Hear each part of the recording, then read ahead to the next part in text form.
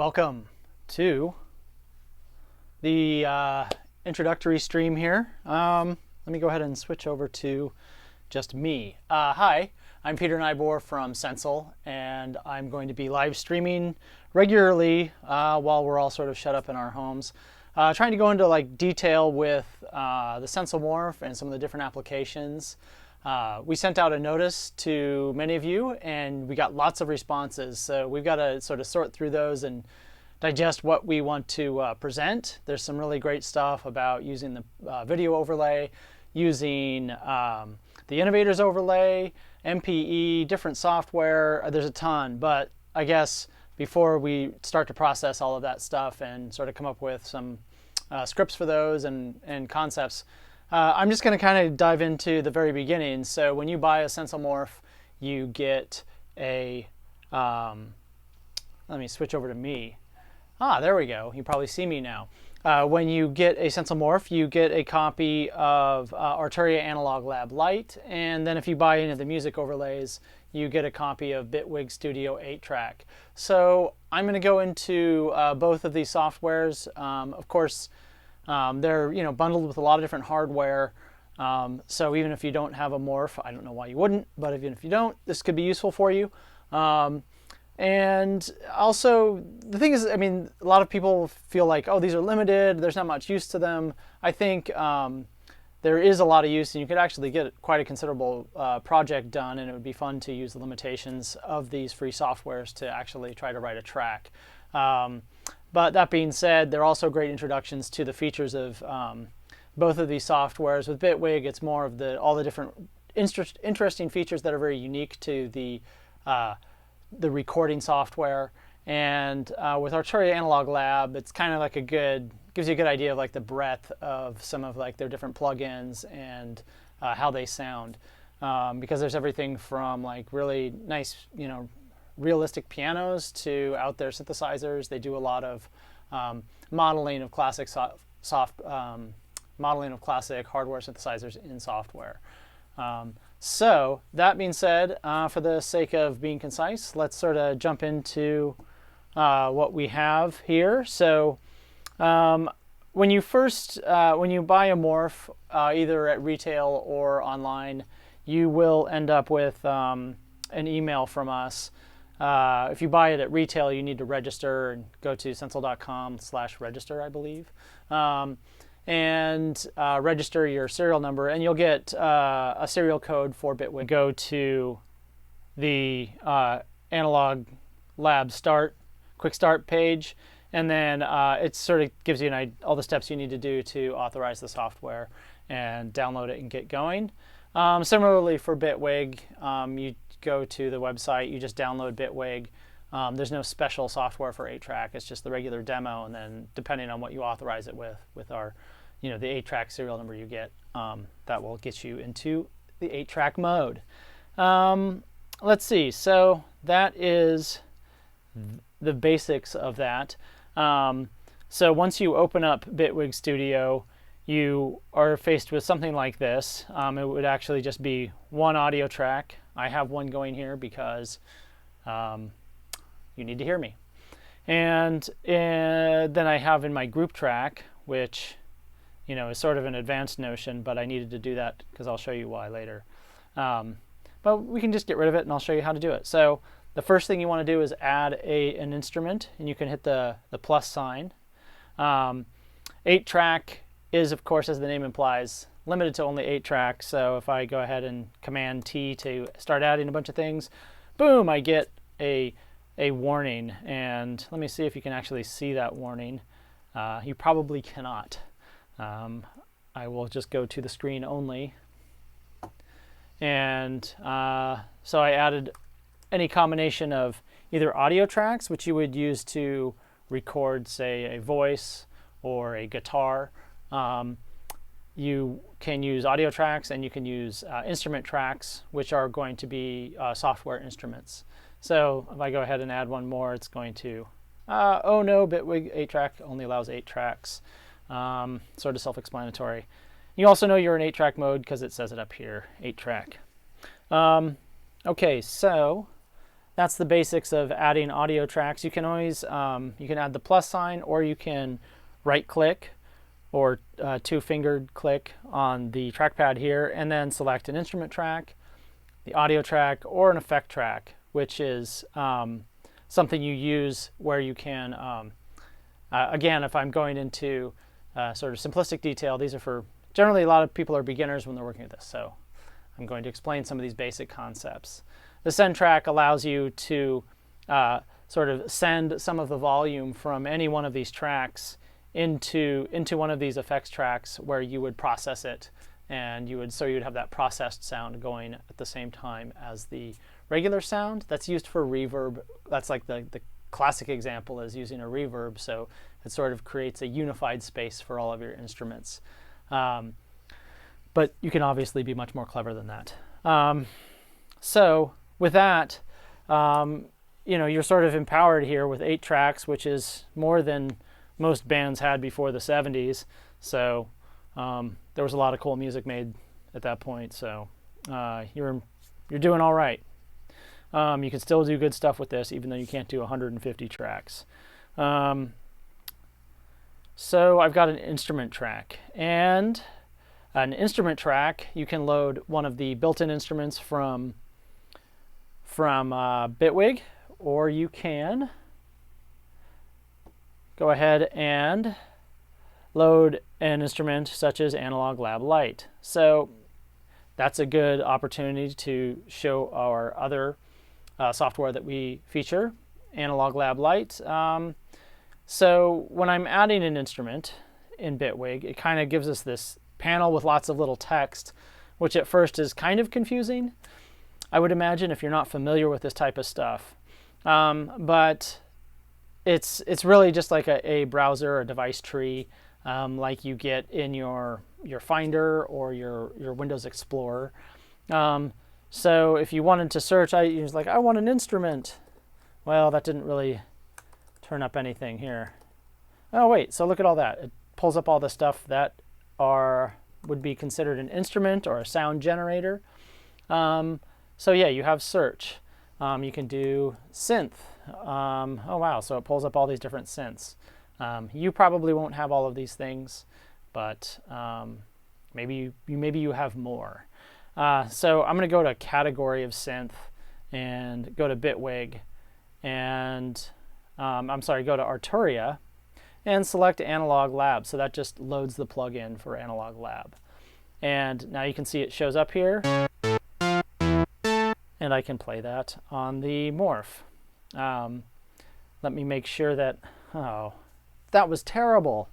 I have the wrong thing going here. So I want to show the screen, and let's do that again. This is clearly my first live stream of anything important. So here we go. Let's try that again. I am going to use the plus sign here up in the tracks and select Arturia as the creator and load Analog Lab. And now I can play the Morph. That was beautiful. And say OK. And now it's going to give us the interface. So these software, again, here's the sort of a basic concept about this. When you're working with a digital audio workstation, or DAW, or recording software, when you load in the software instruments, they use a format called a plugin, and that can be a VST. There's 2 different versions. Don't worry about it. Generally doesn't matter. And then that's probably the most popular one. There's another format you'll see called AAX, which is used by Pro Tools, and another one called AU, or Audio Unit, which is used by Logic and Apple and Mac OS. Bitwig only uses VSTs. It does not use audio units. So that's generally not a big deal, but it excludes a lot of the stuff. If you have a Mac, it excludes a lot of the stuff that you might get with Logic or GarageBand sort of by default. Whatever. There's cool stuff in Bitwig. You'll live without it. So these plugins, again, back to this original concept, the plugins are sort of an interface or a software that runs within the software. So it's all very meta. And so this is the interface for Analog Lab Lite. You can see that it has, again, this is kind of like the browser that we just saw for Bitwig. You can filter by categories, pianos, and then you can click on, the type of, you want a standard piano or an experimental piano. There's no experimental pianos. That's a drag. Processed. So this probably has an open space, probably has a big reverb. So it's a clavinet, a funky type of old electronic instrument. Let's go with standard, and oh, actually I want to turn off organs and I just want standard pianos. No, that's these simple things. So I'm going to go German intimate room. So this is a nice sounding piano.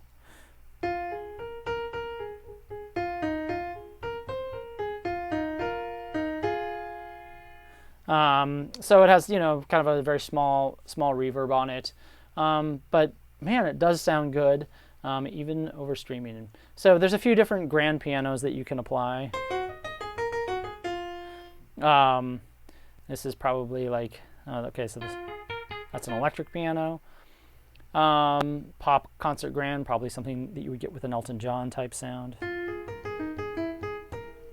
Bigger reverb than you hear. So yeah, you can sort of filter through some of these. In the full version, of course, there's obviously a lot more pianos. I particularly attracted this German intimate room. And then down here, you can see that there are a bunch of different parameters that you can change. So it's kind of built around this idea of a virtual piano, and you can change the mic position and things like that, so you can get a different sound out of this same piano. If you're listening on headphones, you can, and I don't know if streaming may or may not sort of get rid of that subtlety, but it gives it a different space when you change these mic positions. And of course there's reverb, which is obvious. Drier or wetter. And so yeah, you can modify the sounds a little bit. Again, there's not a huge number of parameters in these things because it's free, and also because they kind of want to keep it simple. The Analog Lab series is really designed for players who need a quick access to a preset and to be able to change them quickly. So if we go to synths, you can see that there's a bunch of different modeled synths, like the SEM from Oberheim.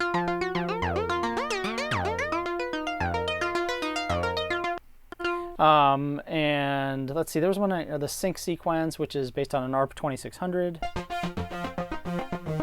And then, you can sort of change these.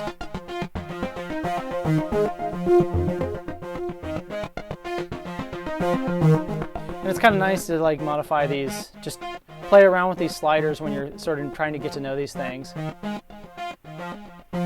And I wouldn't necessarily worry too much about what they say.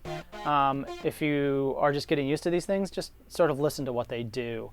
Now this kind of brings me to an idea here. Like, I really like what's happening when I'm moving this slider. And so I'll use that as a springboard to talk about another feature I really like in Bitwig. So we've added an instrument. We're playing it with the Sensel Morph. And so we've got a sound, and then like I start doing things, and I'm like, how do I make that happen regularly? So there's different ways of doing this, but in Bitwig, a lot of times what you can do is sort of go to the instrument itself, and then you'll see these little icons down at the bottom left, and hopefully you can actually see those in your streaming. I'm going to click on the very bottom one, which looks like a little arrow, and that gives us these bins where they have these plus signs. So plus in Bitwig means click me, so you can add something.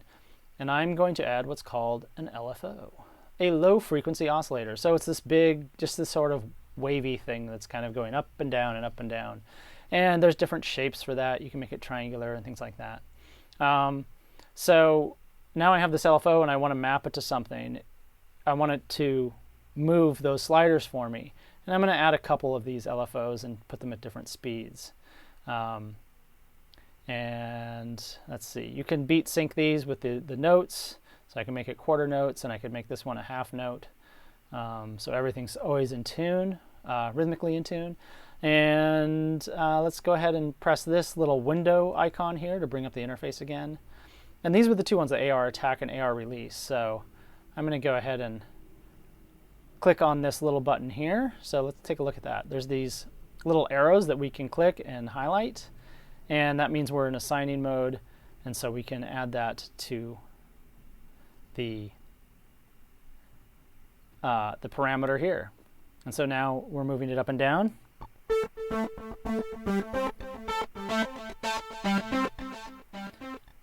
And the other one I wanted to add to the AR release. So again, to bring it up to the top here so it's easy to find, I'm just going to go ahead and move it, close this out, and click and add. And now it's wobbling that back and forth. And again, we can look at this. I'm going to change the speeds on these so they're a little bit slower because that was the experience I liked. And so now they're moving.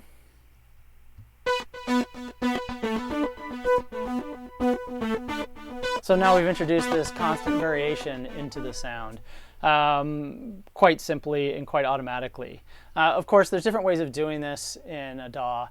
There's things called automation lanes that allow you to sort of draw out those things specifically over the time of your song. Which is cool, but it's also nice to be able to just have that sort of going all the time on the instrument. And again, we could do something similar by adding a filter or something like that and have that change over time.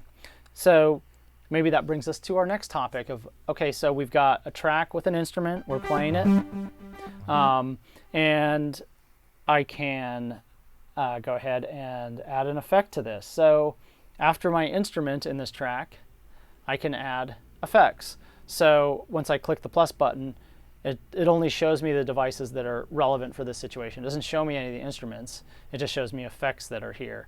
I'm going to go ahead and use show off some of the effects by Bitwig. So I'm going to click on Bitwig and say just oh wait, that's a location. Any category, any creator. There we go. So Bitwig. There's one reverb, there's a filter. Filter's great for demo because it's very obvious to hear it. So I'll go ahead and add a filter. And it's already doing something. This ladder filter is sort of based on classic Moog type styles and gives you an LFO by default. So you can add the amount of envelope and LFO. I'll go ahead and double click on those. And that just gives me control over how bright the sound is. And what would be cool is to just have that sort of be oscillating all the time. And I want to do it to the beat. I could use this LFO here, which I can add it so it's additive. That's cool. And change the rate so it's slow or fast. How much these things can affect, say, a frequency parameter or something like that. There's just because this LFO only has 2 knobs to it and a shape, and this one has just more stuff. So it's up to you what you like. So that is adding an instrument, adding an effect. How about we can also talk about send effects? So we see these two types of tracks. We have the audio, we have the instrument track that's hosting the synthesizer. The send effects are, again, just sort of a classic method in recording and in mixing. So we can go ahead and add an effect. And so again, I'll sort of stick to the Bitwig built-in ones. And as you can see, there's lots of effects available to us, even in 8-track. So something that's, that sounds obvious for a demo is a delay. So this is going to, copy the signal and replay it a bunch of times. So I can, how about I do that to my voice? So I'm using the audio input here, and I can send that to the delay. Hey, everything's weird. Where am I? I could do that for hours, really. So that is sending an effect. So I can send my voice to it, and I can recite poetry or whatever with this delay. And now the synthesizer is getting the same delay. We can add a reverb, for example. so we'll go ahead and select the reverb. I'm just going to leave this delay on for the rest of the stream. No. So the reverb, again, I'm going to put the mix all the way because it's on a send effect. And I'm going to make it very dramatic so you can really hear it. Hello! It's very large here in the internet. I don't know, man. I'm just talking to you people. I'm assuming you're listening. All right, here we go. I'm going to turn down the send. Okay, cool. So that is some of the basics of adding a send effect and how to control them with these knobs up here. And I can add them to any track. As you can see, I turned off the delay with the little power button up here. And you can do that for any effect or any instrument in your chains. It's a nice way to just sort of be able to test things out and see how things sound with and without effects, without deleting things. You can also use that in automation too. So you can turn things on and off at the right time in your song. So I'm going to take a quick peek and see if there's anybody asking burning questions. No, there is not. All right, well, next I will cover something else. So I would like to show you how to set up the controller. So now that we've warmed up with a little bit of like what the software looks like, obviously the whole point is that this software is made available to you. Here I can speak to you directly, so I will go to this camera.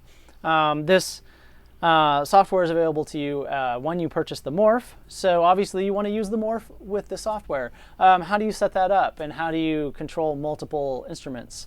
So it's pretty simple. The cool thing about Bitwig is that our scripts are already loaded in it. So when it recognizes the Morph is there, it's just going to load it up and make the Morph available. But there is still one step you need to do. When you open the box for the Sensel Morph and you plug it in, really the first thing you need to do is update the firmware. So you'll need to go to sensel.com, and I will give you the screen here so you can see that. And so you can go to sensel.com, the Morph, and go to Get Started. Everything's jumping around, and go to Downloads. And then there's the Sensel app. So just download that and install it for your system. And once you've installed the Sensel app, you can open it up and connect your Morph. So let's go ahead and take a look at that. I'm opening the Sensel app now. So the way you'll need to set up the Morph so it works with Bitwig very easily is you'll need to download the installer, and you can do that from our shop. So if you go to the menu up here, and we can go to the shop and go to free sound packs and control scripts. You can download the Bitwig control surface script, and then that will give you an installer for Mac or for Windows. And the other option is just going directly to our GitHub. So this is for the more advanced users. You can go to GitHub Sensel controller scripts, where we have all of the source. And you can see the heroic Omha is the one who has been updating those. And Bitwig. And you can get the installer from the installer directory in builds, or you can just grab the overlays that you need. So here's what I'm going to show you. Once you've done the installation, you will find. Let me go to the screen, and you will find that in your Documents folder. And this is going to be the same on Windows or on Mac. You will find the Sensel Morph folder, and there are things that it installs. It'll install a Bitwig Studio script project, so that has a project file for you to play around with some preloaded instruments for each overlay, and the overlay maps. So the overlay maps are what we're really after. So in the Sensel app, you need to go to the little hamburger menu up here, And let me make sure we got on the right camera here. No, we're not. All this camera switching is tricky. There we go. I'll give you everything. So let's see. So we kind of glossed over that stuff because of my lame camera activity there. So the sound packs and control scripts is just in our store. Or you can get that through the top menu, free sound packs and control scripts. And you'll want to download the Bitwig control surface script. So that installs into your documents folder. And then in the Sensel app, you can import map and go to your personal documents, Sensel Morph, and Bitwig overlay maps. And then this is you'll probably want to load all the MPE maps, unless for some reason you don't want MPE. We do provide those maps. So you just import this, open it, and you do that for each one. And then you'll need to go to each Bitwig map and send map to morph. And then that loads the morph with the appropriate mappings.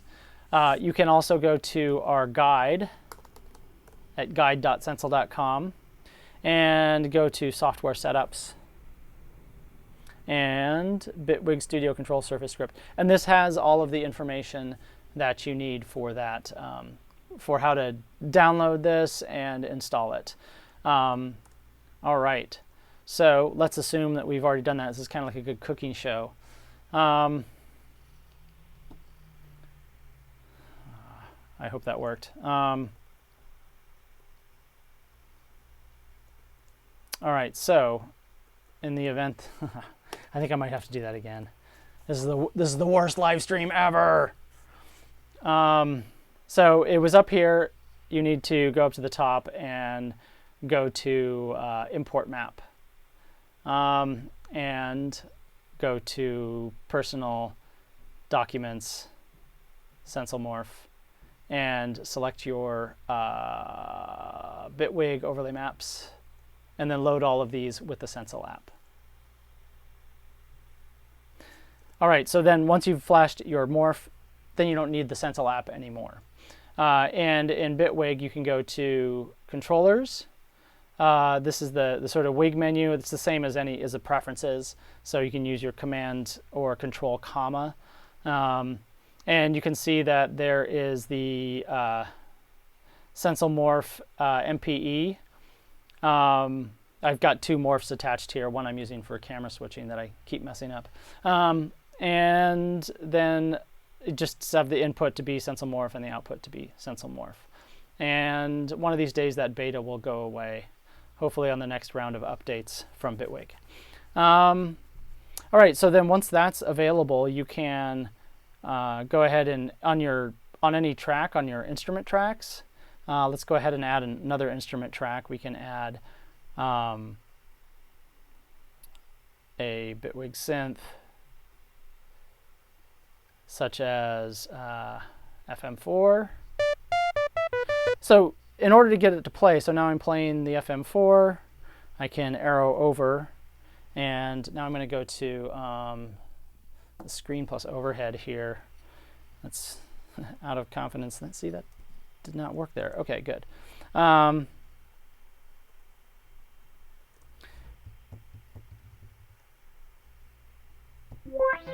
So when you select a track, you can use these arrow keys now. And the other cool thing is that we've got, so these two buttons have been mapped to sends. So it's a pressure send, so I can play without delay and then add some delay.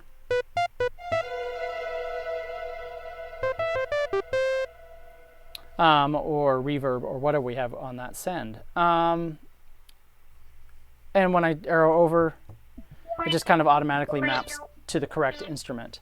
You can see that when I do that, the record button lights up here. If it's not on, then you won't hear it unless you click on this button, this little orange button here. That's the track monitor. That allows you to monitor stuff, but not record it. And let's see, so now I have these two instruments, and let's say I want to play this one with the piano, and the other one I wanted to play with the thunder, and I wanted to just kind of be able to swap the instruments and be able to just have it automatically map. So once I put this down, I wanted to go to the FM4 instrument. This is what's cool about our script. So on the bottom right here, we select these little arrows, and I'm going to go ahead and turn off this other one because I don't need it. It's just going to confuse me.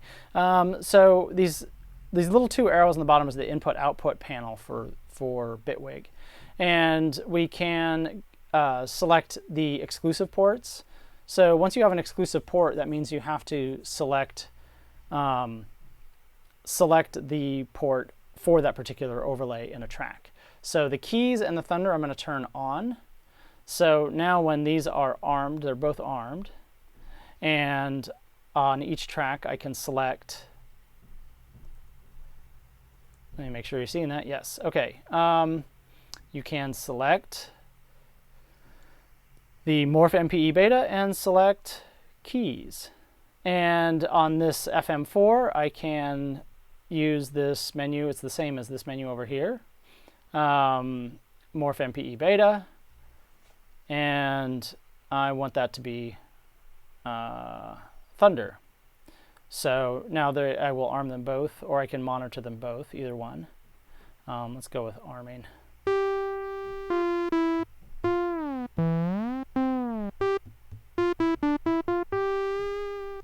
And then I can swap overlays.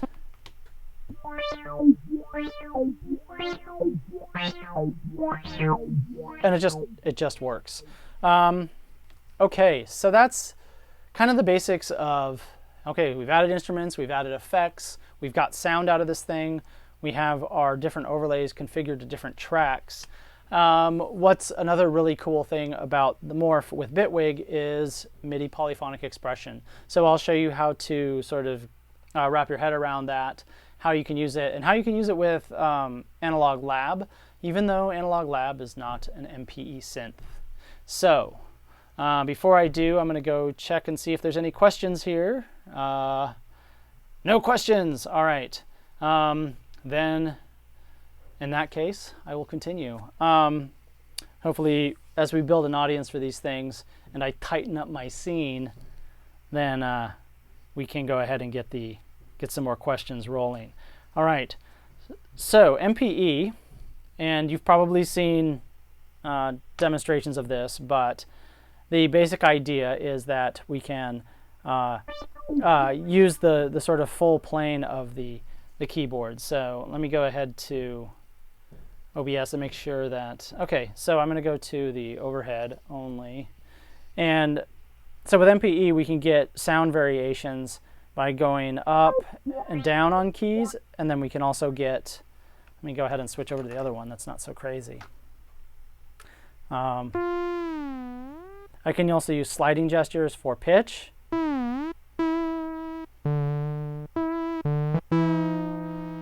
And I can use like sort of gnarly detuning, so you can actually poorly play an electronic instrument now. Kind of revolutionary. But we have that this motion and X, and we call this Y, and then we also have Z with a pressure. And right now they're not doing anything, so let's make them do something. There's a couple ways of doing that. So the easy way is to use a synth that's already MPE. Like there's a lot out there. There's Quantum, there's Alto, there's the Rolly Equator stuff. There's more and more coming online that uses this ability to have each individual finger have its own space on the keyboard and affect each note's sound. So sort of the easy way, like I said, is to, well, I'm just going to go ahead and use, say, I'm going to show Rolly Equator because it has a very nice diagram of what's happening.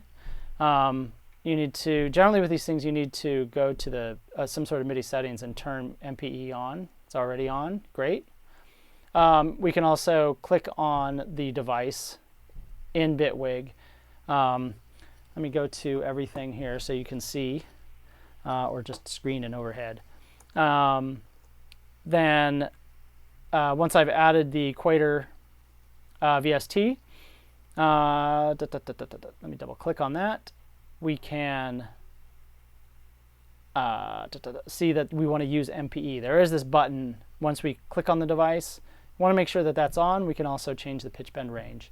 And then also within the plugins, usually in these MPE things, whether it's Alto, Quanta, whatever, you'll need to go to some sort of MIDI settings and turn on MPE if it hasn't been turned on. So, of course, that's not working because I sort of set it up so that is exclusive. So I need to go here and set that to be a thunder and go back to the plugin, and we'll take a look at the diagram. So again, we see the strike. These are the important parts right here: strike, glide, and press. You can see as I'm sliding, I think there's probably something on here that might be a little bit better. Maybe.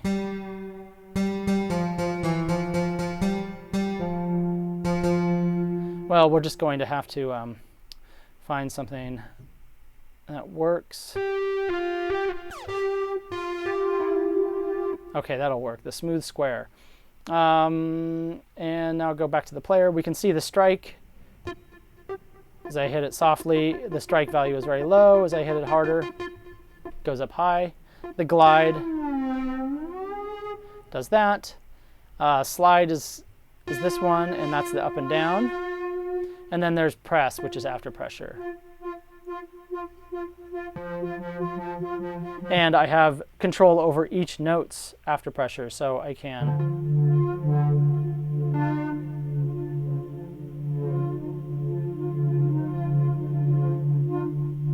do some really cool like modulation just with my fingertips instead of how we saw earlier where we modulated it with mathematics. Math's cool, don't get me wrong, but there's a certain physical quality to music that I think is important, and we can introduce that now. So with this, I can map this, I believe, you know, and again, this changes from software to software. I'm going to go ahead and add that to a distortion effect. And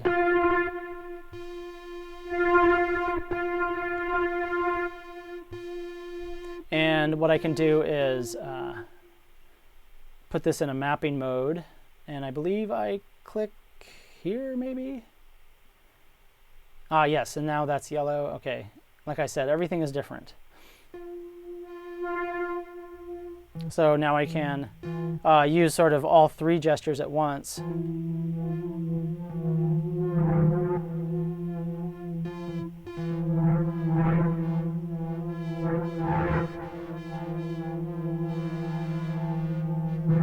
And sort of introduce variation. That probably wasn't the greatest example. I'm not super familiar with this software. So, but you get the idea, and at least you can see the pretty graphs of what's happening.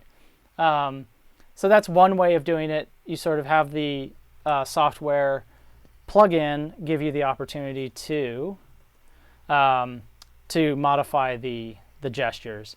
The other way is within Bitwig, you can do it natively, and this is, again, where the modulators come in. So we click on this bottom left little arrow and add a modulator, but instead of an LFO, I'm going to select expressions.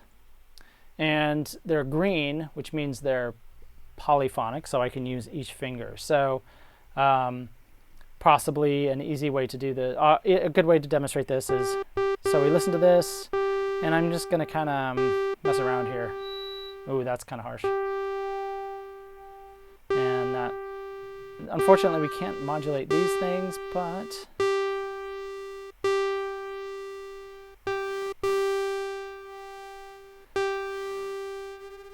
there we go. That'll be a nice one. So I can map timbre to, say, this value here. And then I can go to the upper left here on this modulator inspector and sort of change how radical that's going to be. Probably too much there. I'll make it 10. Even that's kind of dramatic.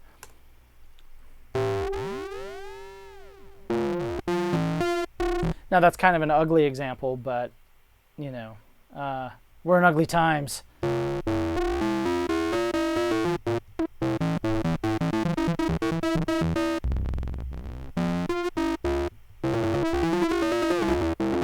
And similarly, we can map velocity to something interesting as well. Let's say maybe noise. We can bring the noise up.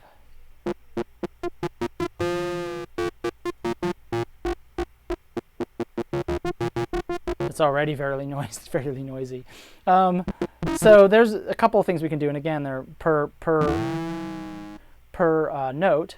So we can do it with quite a bit of subtlety if we want, unlike we hear in this example.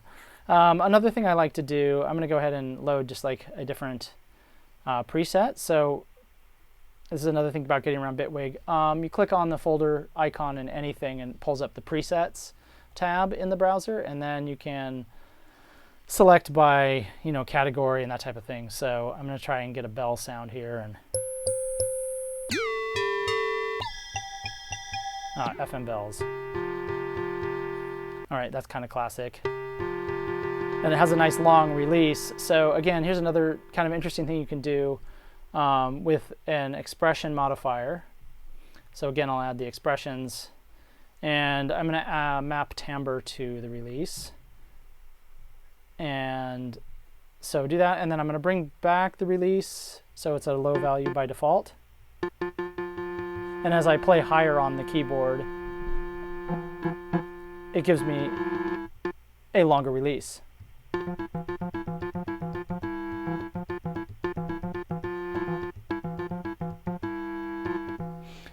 So that's kind of an interesting, different approach to it, because a lot of times you want to sort of massage things, but this is more like a location plane. And you could do that. You could do that with pitch or anything. So it's really kind of a wide open design. And similarly, so that's how we can do it, polyphonically. So every key has its own sort of modulators, but we still like to be able to move around on the pad and change the sound. We can do that monophonically, so it'll change it for the whole sound, even if it's a chord. So in Analog Lab, we can do that type of stuff. So we have, I'm going to go ahead and change the piano. And again, I'm going to change the preset. So we go to Analog Lab and open up the VST and find a synthesizer lead. That's a little bit too spacey.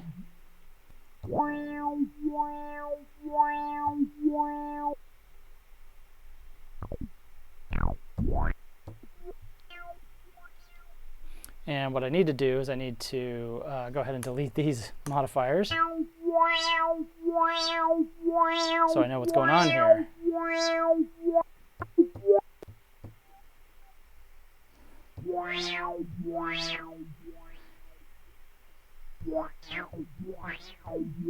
And I'm going to turn off the effects here.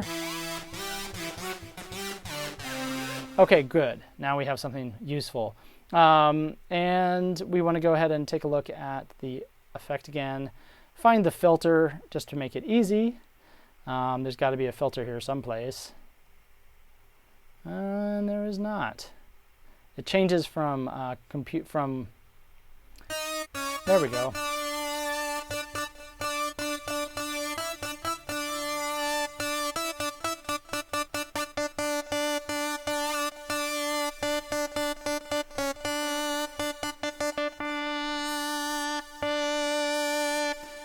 Since it's monophonic, it kind of doesn't matter. We can actually apply it to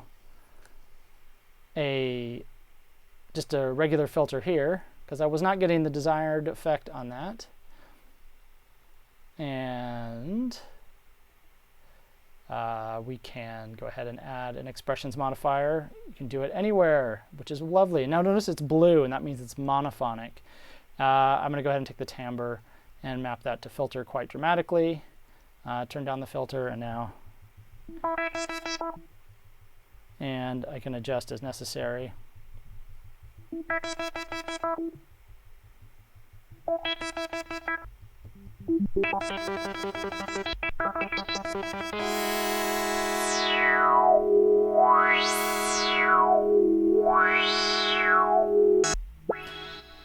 So that is really great, because now we've introduced this sort of control idea that MPE gives us into just a regular instrument.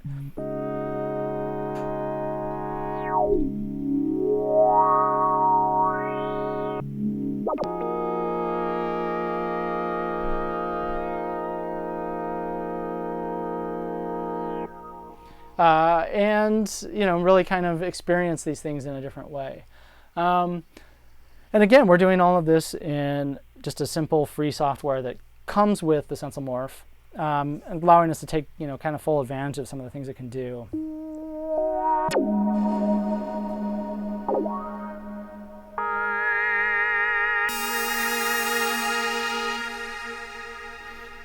So that's just playing instruments and things like that. What about actually sort of recording a song? Right now we're looking at clip view, and there's two views. So we want to hit, there's the tab key, which is really important to this. That gives us the difference between the arrangement and clip view. And I'm fairly certain that there is a button that does this too. But if we hit tab, that switches between clip view and arrangement view. So first I'm going to show you clip view because it's pretty unique. It's something that Ableton Live really sort of put out there as a sort of thing that you would do in a DAW. Originally, and that was inspired by things like the Akai MPC, which kind of gave you a 4x4 grid of samples that you could construct a song with. Ableton Live kind of broke that into a N-by-N grid almost, and then Bitwig Studio has adopted that same sort of paradigm. So we can go ahead and we can double click and create a clip if we want, or we can just start recording from scratch. So I'll go to the FM bells, I guess, and maybe I should find something better than that because that's going to be annoying. I'm just going to use the basic FM4 default sound because it's clear and simple, and what I'm going to show you is some of the MIDI capabilities. So I'm going to go ahead and turn on the metronome here. At the top, it's a very tiny icon in the top middle there. It looks like a little triangle. And I can just hit record.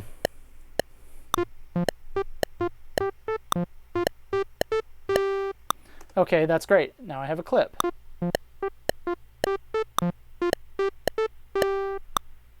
It's a little bit long. I should have hit stop before. So I can double click on that clip, and I can change the length of it if I want to just a couple bars, which is really all I played. And it's just looping. If I change the tempo, it's going to change the tempo for me. So I can double the content, and now I have 4 bars of the same thing. But here's the cool thing about Bitwig is some of its capabilities to edit this stuff. If I select, say, just notes in the second bar, and I'm going to zoom in so you can see that a little bit better. And I'm just clicking on the top numbers here to zoom in. Over here on the left, we have their inspector for our notes. And we can do some pretty cool things like modify the velocity. I'm going to go ahead and kill that.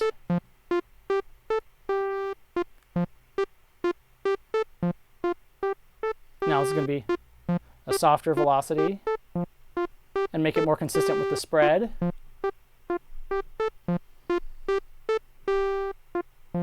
So I think we probably need to turn up the velocity sensitivity maybe here. And we do that modularly, I believe. So I'll go ahead and get expressions and map velocity to gain.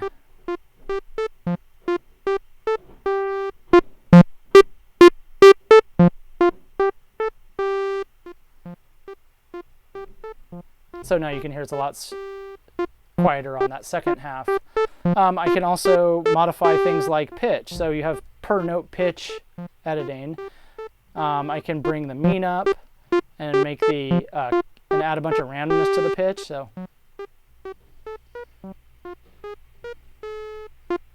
I've totally changed what I've played. And similarly, I can add some velocity, randomness to the timbre and bring it up, we won't really hear that until I actually map timbre to something.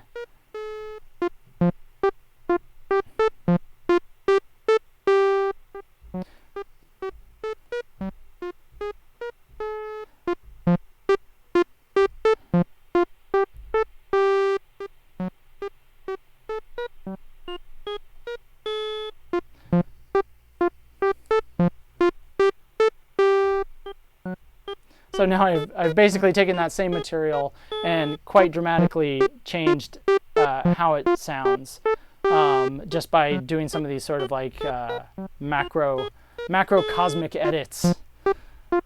So that's kind of a really cool, handy thing you can do to introduce variation into things like, if you only play an 8-bar loop but you want more variation over time, you can do that. Now, to take this from a clip, for example, I can just add a clip, make it a length, let's say make it length 1. I can change that length in the inspector here. And I can just go ahead and launch it. And then I can turn overdub on, and I can do that with a morph. I'm going to make sure you can see that, yes. So now I can go ahead and just start overdubbing.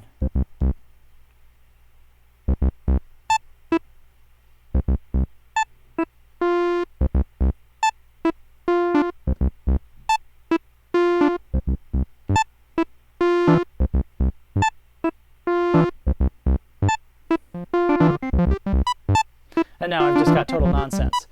So you can sort of build up a loop very gradually and if you don't have the chops for it. I can undo that, of course, and go ahead and start playing again, turn overdub on again, and that wasn't satisfying, so I'm just going to do it again.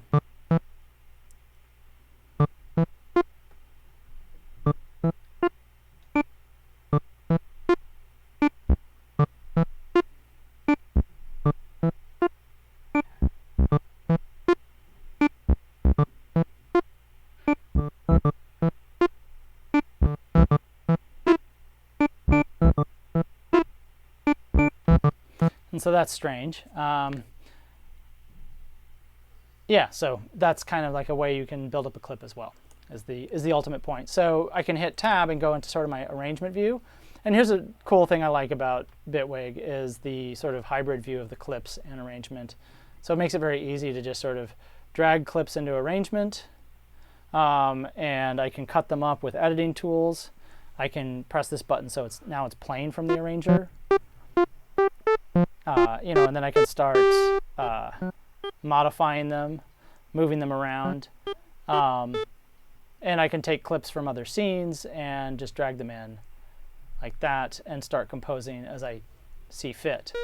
So this is I like to work this way because I kind of like work in a sort of clip mind frame and create a bunch of a library of clips, and then I can arrange them in the arranger to actually create a song. If you're doing something like recording a guitar or something like that, where you want to lay out a melody, you'd probably want to work in arrangement view and have everything just sort of linear, and then add things around that. But that's the cool thing about Bitwig; it gives you that flexibility. So I'm coming up on an hour, and I think that's probably enough of an introduction to these different things. Like I said, Analog Lab is pretty simple. It's mostly just presets, and then you have some modifiers. You can use Bitwig to sort of automate those modifiers as I showed with the modulation. You can add effects from Bitwig, and you can use other instruments. I didn't really want to go into super detail with all of this stuff, but I wanted to give you enough information so you can start to add instruments, start to play stuff, and be able to sort of wrap your head around about how these different pieces interact, and how you have your clips and your MIDI files, and how you can actually sort of like take advantage of some of the editing features to do some of the music generation and variation where you might not want to rely on your hands for that. And I also showed you how to integrate some of, actually when you do want to use your hands and you really want to get close to the music and tactile to it, you can start to integrate some of those MPE features, either using MPE in Bitwig or just sort of using that sort of idea and applying it just to a non-MPE instrument for, I guess it would be MIDI monophonic expression rather than MIDI polyphonic expression. So, I tried to go through a lot of these basic ideas. I spent a whole hour, partly out of my own fumbling. Hopefully we can make them more concise over time. Next week, I definitely want to start bringing in some of the ideas that we've got from you folks through our mailing list and through our social media. Be sure to follow Sensel. We're on Instagram and Facebook and YouTube and all of that good stuff. So hopefully this tutorial has been useful. Hopefully for the people who watch it in the future or are trying to get started with our bundled software, hopefully they can dive in and get their heads wrapped around about how you can start making some music. All right, cool. I hope you've enjoyed it, and have a fine afternoon and make good use of your time. All right, take care.